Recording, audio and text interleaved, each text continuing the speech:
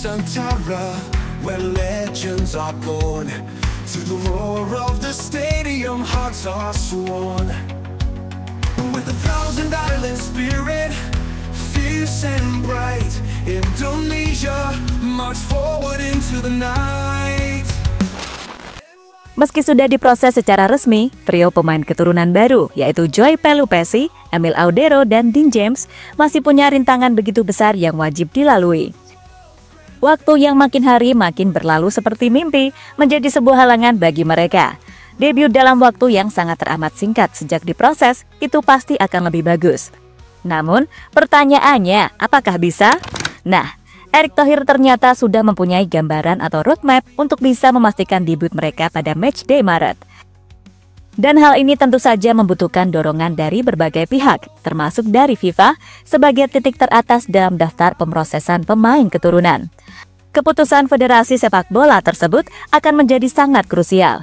Tapi sepertinya Erick Thohir sudah melakukan lobby-lobby untuk melakukan tindakan super kilat, yang mana ini menjadi yang paling tercepat dalam dunia sepak bola. Lalu bagaimana itu bisa terjadi? Let's go, kita ulas bareng-bareng.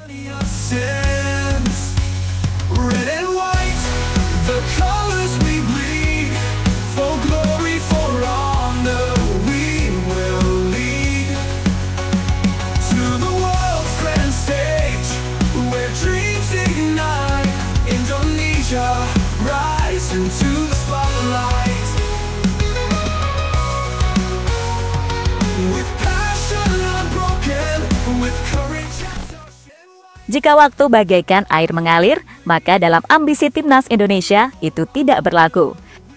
Ambisi besar untuk lolos ke Piala Dunia dalam waktu yang relatif singkat membuat PSSI benar-benar mengejar waktu bak kilat yang menyambar.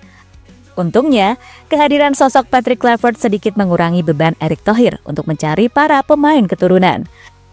Seperti yang diceritakan oleh Exco PSSI, Arya Sinulinga dalam podcastnya, sejak bertemu dengan Coach Kluivert, PSSI sudah mendapatkan dorongan untuk dicarikan pemain baru.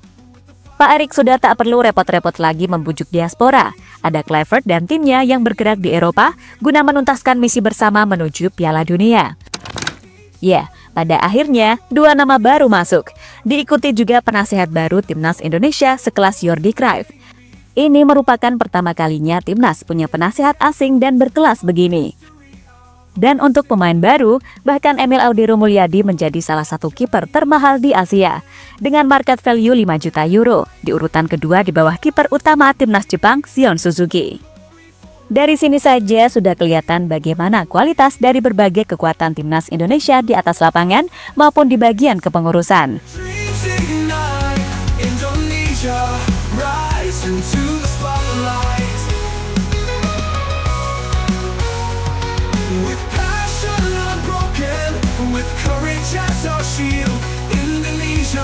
Your destiny is revealed to the 2026 fields where the future's won.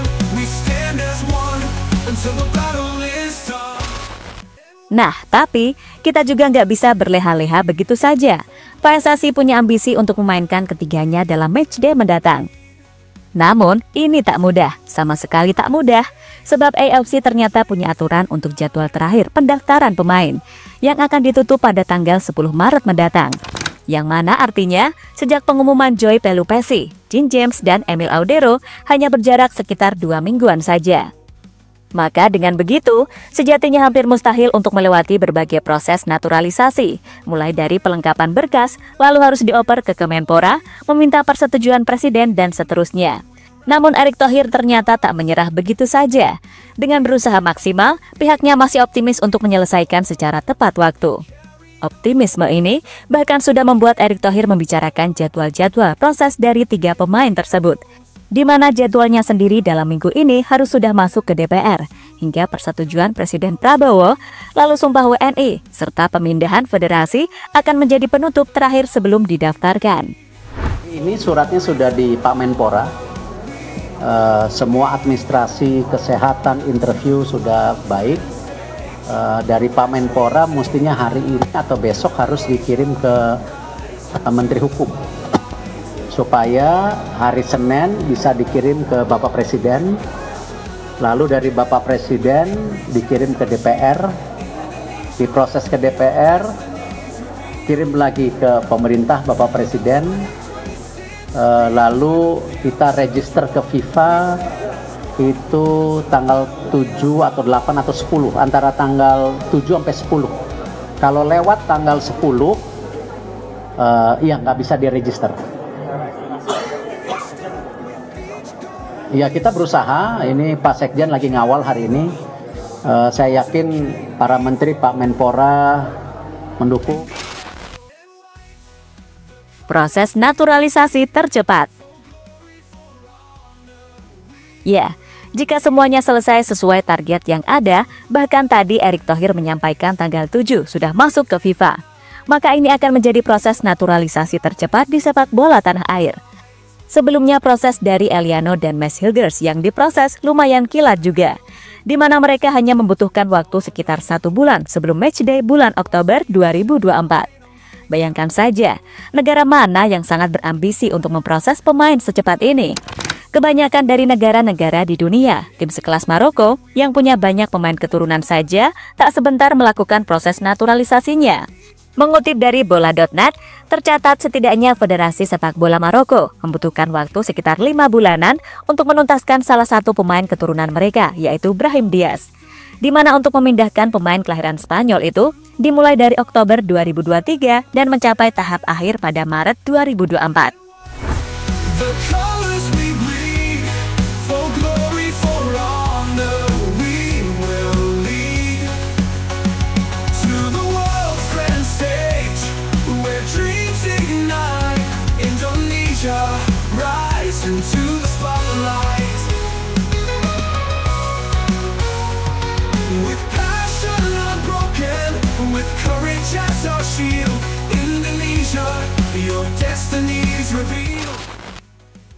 Waktu bergabungnya 3 pemain baru ke skuad Garuda. Kalau bisa selesai tepat waktu, setidaknya mereka akan mendapatkan pemanggilan yang biasanya bertajuk Garuda Calling seminggu sebelum matchday. Seperti yang dijelaskan oleh Exco PSSI, Arya Sinulinga, menyebut semua pemain termasuk Dean James, Emil Audero, dan Joy Pelupesi akan diumumkan sekitar tanggal 12 atau 13 Maret. Pemain diumumkan kira-kira Bang? Kira-kira pasti mungkin seminggu sebelum pertandingan. Nah sekarang, kira-kira kapan mereka bergabung ke skuad Garuda yang akan terbang langsung ke Australia? Jadi, jika melihat jadwal mereka masing-masing di klub, Emil Audero akan melakoni pertandingan terakhir sebelum matchday pada tanggal 15 Maret bersama Palermo di Serie B. Kemudian Joy Pelupesi dan Dean James sama-sama akan melakoni pertandingan terakhir mereka bersama Lommel dan Go Ahead Eagles pada tanggal 16 Maret.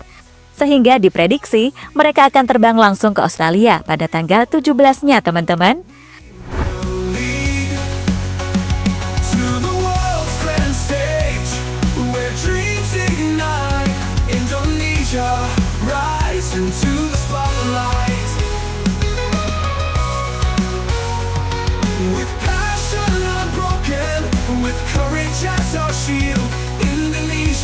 Your destiny's revealed to the 2026 fields where the future's won. We stand as one until the battle is done.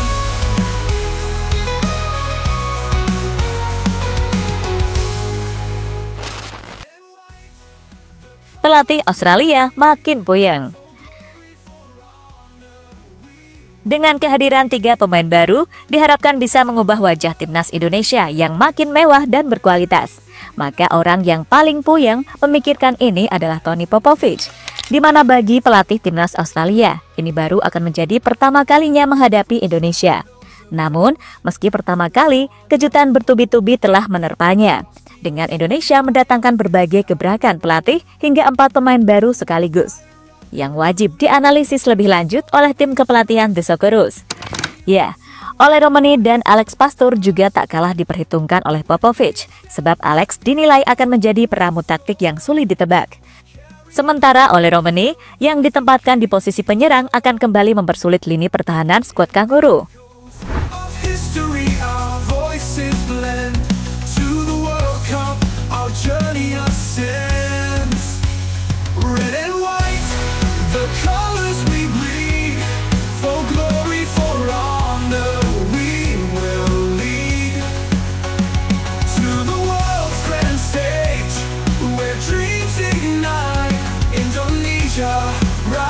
into the spotlight. Ya, terlepas dari apapun, kita di sini juga wajib sadar harus mewaspadai kekuatan Australia juga.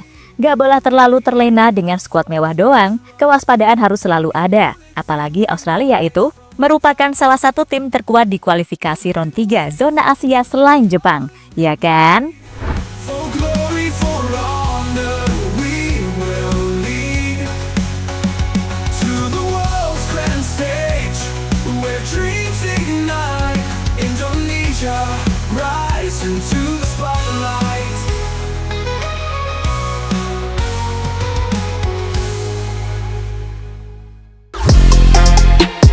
Halo, izin iklan sebentar ya guys. Jadikan ruangmu bernuansa timnas. Temukan beragam poster dinding, sepak bola dan timnas dengan desain menawan, kualitas premium dan harga yang tidak akan menguras kantong. Segera klik link Shopee di deskripsi video ini dan dukung timnas dengan sepenuh hati. Mulai dari dinding rumahmu.